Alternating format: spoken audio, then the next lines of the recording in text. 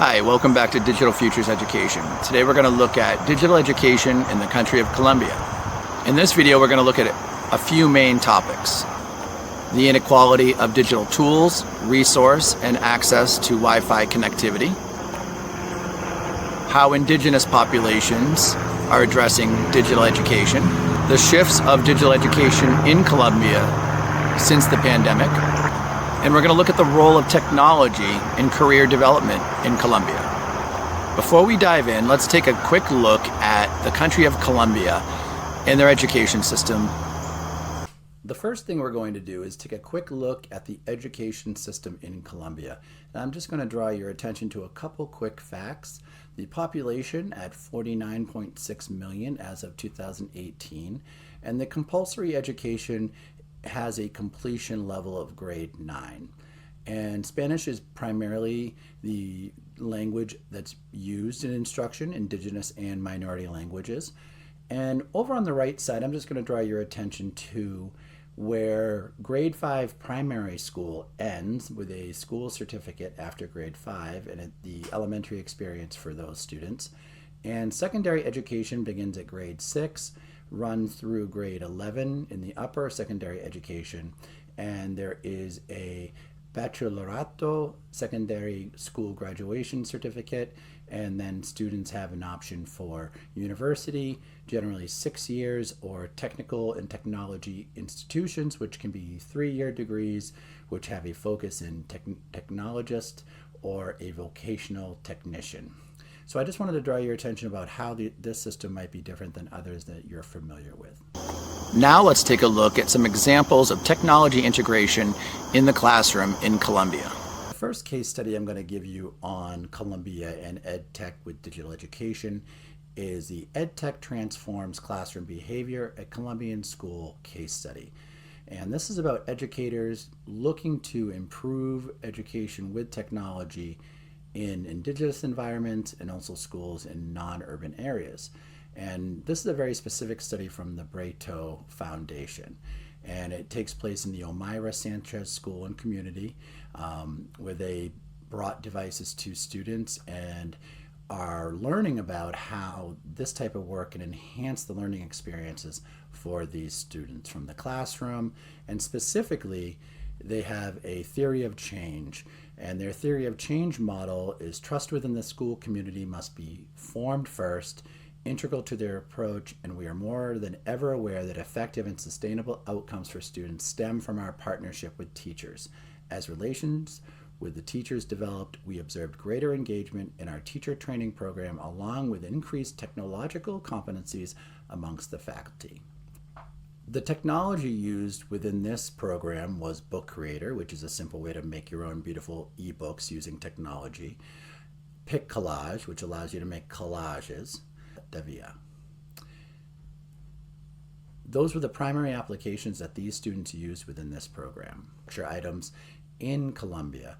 And this article by Andres Lobana Bermudez talks about how by any platforms necessary, the makeshift infrastructures of Bogota's public school communities during the COVID-19 pandemic.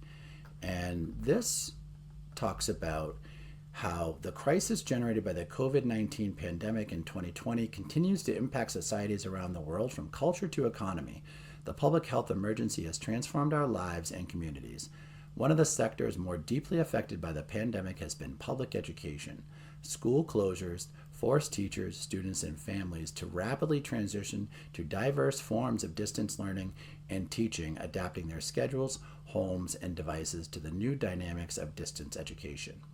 Now, this is something that Colombia had success with doing for the first time, but they also had struggles with the connectivity of people in more rural communities and also in general the total level of connectivity within them. One of the important things to help support digital education is technology infrastructure.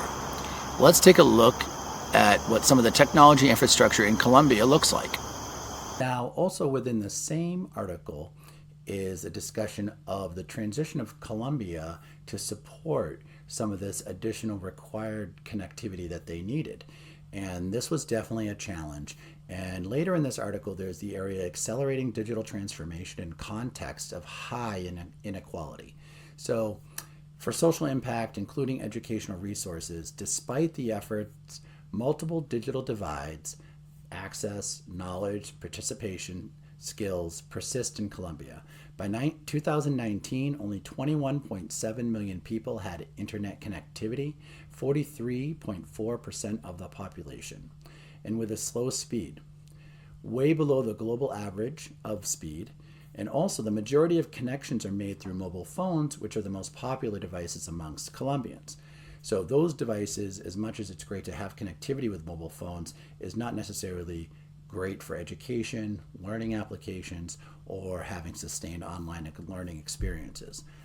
Additionally, however, the structural inequalities of income, education quality, and access to these basic services that have existed for a long time in Colombia continue to shape the contours of the digital divides. For instance, the majority of people without access to ICTs live in rural areas and urban zones of extreme poverty.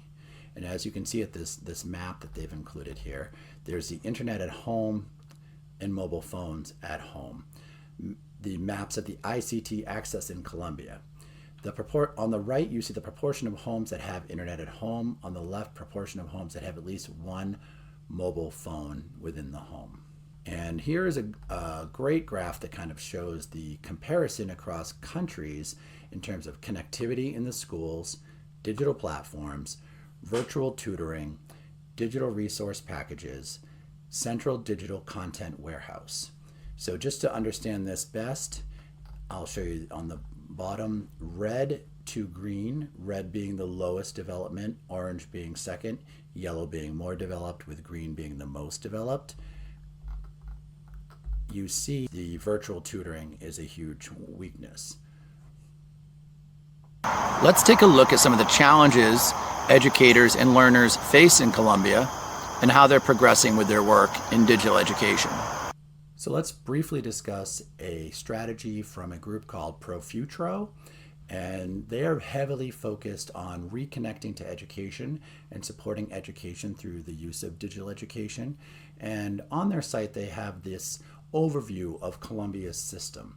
However, despite these efforts, the data indicate that a large number of students have remained disengaged from learning activities. Most of them have spent as many hours studying, and even more seriously, many of them will be permanently disconnected from education and they won't enroll again. This was because until COVID-19 came into our lives, the presence of technology in education has been merely a token nature with very few exceptions. So this definitely highlights the challenge of Colombia when expanding so quickly with their digital education, hitting all of the students equally with resources and access to the education. So when students were switched off from their education and not able to attend schools, not everyone had equal access and also equal ability to learn with digital resources at home. And even though the government made tremendous efforts, there are still challenges that still exist, but it is being focused on with groups like this ProFuturo group. Let's take a look at some of the strategies that educators, learners, and also the government are using to help support the use of digital education in the classroom. In Colombia. This is an article from the United Nations UN News providing an overview of a first-person account of the Colombian youth fighting for digital education for all.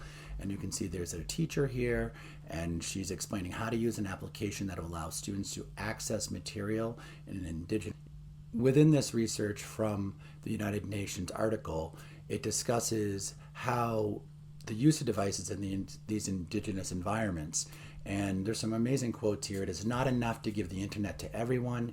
You have to create specific tools that are customizable, and their impact must be measurable. We must think in terms of communities when we create technology and not simply build generic tools with a community aspect bolted on later. So there's a tremendous commitment to education within the indigenous communities of Colombia and how they're going to provide education through digital resources. And My interest in finding customized solutions to the educational crisis is a result of my observing that many shortcomings in this area, such as the marginalization of children and young people from the most vulnerable communities. So this is a great article about how future educators are looking at how these tools can be better used within Indigenous environments and classrooms across the country. Let's take a moment and review some of the career opportunities that are challenged by the lack of access and development of technology skills in Colombia. We're going to take a look at the OECD reviews of digital transformation entitled Going Digital in Colombia. Take a look at what the future of digital education looks like in Colombia. Let's take a look at some of the growth opportunities that could potentially come from those who take advantage of the technology infrastructure. In terms of career and foundational skills with technology within Colombia and the career opportunities using digital tools, at present many Colombians seem to lack the foundational skills to take advantage of the digital transformation. Only half of adults have an upper secondary education compared to about 3/4 in the OECD. While there have been significant improvements and attainments in the past decade, many younger Colombians continue to leave school without the skills necessary for the future. More than 60% of students enrolled in secondary education do not have the basic skills necessary to participate in the formal labor market. In addition, the urban-rural divide in the school enrollment is wide for both lower and upper secondary education. So there's a tremendous need to develop technology skills to support college opportunities and career opportunities.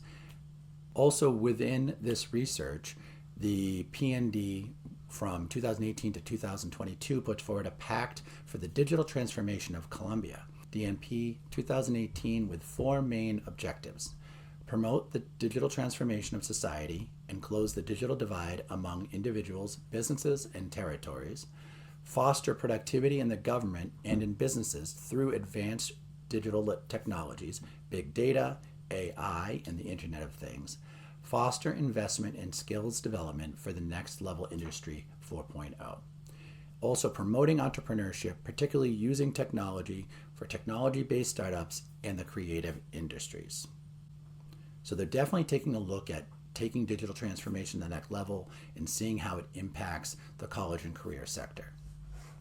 In conclusion, Colombia has come a long way, specifically since the pandemic, at providing a tremendous amount of resources for the people in their country.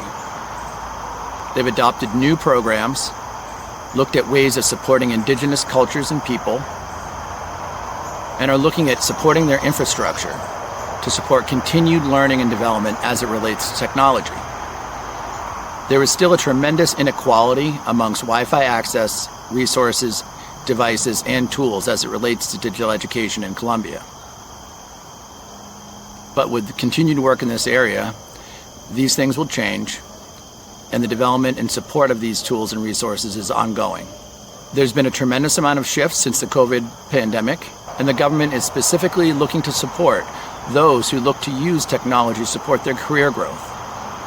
And with these factors in place, I see a great future for Colombia and how they plan on integrating technology not only into their classrooms, but also into their workforce and career options for those within the country. There is also a tremendous amount of value of how technology and digital education is being supported within indigenous cultures and classrooms which are not in urban areas but lie in rural areas outside of the main city centers.